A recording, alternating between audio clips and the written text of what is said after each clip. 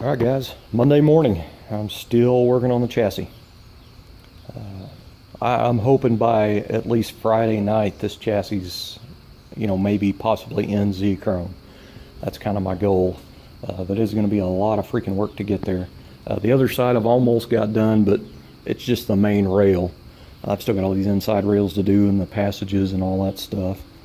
But it makes me real glad that I'm not doing the top of the chassis, from like here back, because the body will be on it, so I'll only have to mess with the front top side, and that's this part that I really want really nice, so I'll probably take a lot of time working on that.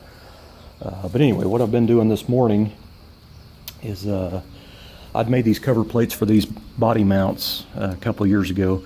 I drilled and tapped the body mount to take an 832 little stainless Allen button head, and I decided to change it to a 1032 ARP, so I had to re-drill and tap and open the holes up in these plates I'd made.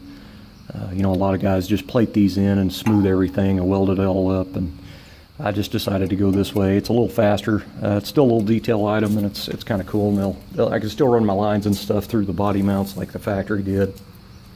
A couple of these I'll have to notch, for the lines to pass through, but anyway, it was pretty simple to make. I didn't want it touching all the way around. I wanted a nice space in it, so it wouldn't rattle or vibrate, so that's why I did them that way. I will have to, however, go through and re-notch the corners where I put the filler. I tried to put one on this morning on the other side where the filler's on, and it just didn't quite go up to the hole, so I'm going to have to go in there and notch the end of that just a little bit. But anyway, kind of still working as I go. Like these corners are open, so I had to go through and weld those up, and I'll have to go through and shape those with a grinder. I've kind of already did this one, got everything all shaped out, and it's ready for filler. I had to true these up because the welds didn't quite come all the way to the end, so I put little welds down in there and then reshaped it with a cone burr. But anyway, I like my little plates, and I like that it has the 12-point ARPs on it to give it a little detail. The other side, I welded up these two holes. I'll have to do that to this side. I put these on here. These are hardtop and convertible only. This is a sedan chassis that I used. But anyway, it took quite an array of tools to do that. I just got this thing about a year ago, and this thing, I have used the crap out of it. I don't know how I made it so far without it. I mean, it gets down into areas that you can't get to, especially getting up in there to bevel grind like that. The belts are pretty expensive, but and they don't last long at all. But anyway, I'm just glad I have it. I still need to cut these flanges off both sides and do a stitch weld here, and then bevel grind those to put filler in. I'm thinking about going to Lowe's here in a minute and getting a bigger cutoff wheel, because mine just won't quite get in there because of this. I don't want to do it at an angle because I'm afraid I'll cut into the chassis, the main rail. I want to get onto it straight, so that's why I want to do that. But these things here is this is what I'm kind of kicking around an idea, and I think I've decided to go ahead and remove these completely and make new ones. I think these are ugly, and they're really, there's no way to make them molded into the frame to make them look good. I'd rather just have them that bolt on.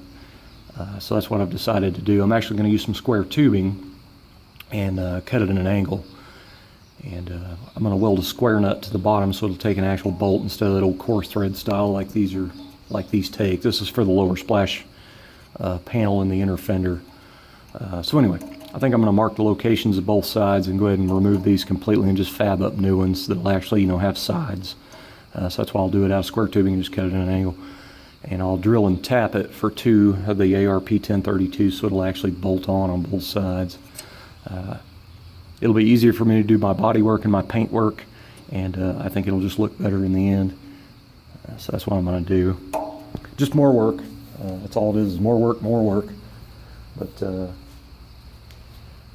I just want the chassis to turn out really nice, But the other thing that I started on this last night. It's removing all the casting lines. These bolt onto the back of the front spindles, and as you can see from this one, the casting lines are just horrible. And I just kind of wanted to clean them up a little bit. I need to go dig around in my shed. I think I have another one of these that hopefully is not smacked in like that one. But anyway, I already did the idler arm and the center link for the front end. I did the same thing. I removed all the casting lines and cleaned it all up real nice and painted them semi-flat black. So I just wanted to do these. Which in turn I'll probably have to end up doing the spindles too, because I know they're pretty rough. They're Magagi's 2-inch drop spindles. So I'll have to clean those up as well. But the idler arm, when I did it, I actually got it, it's already painted and has the roller bearing conversion kit in it already. So anyway guys, I'm gonna get at it, because I'm gonna go down to Lowe's and buy a cutoff wheel.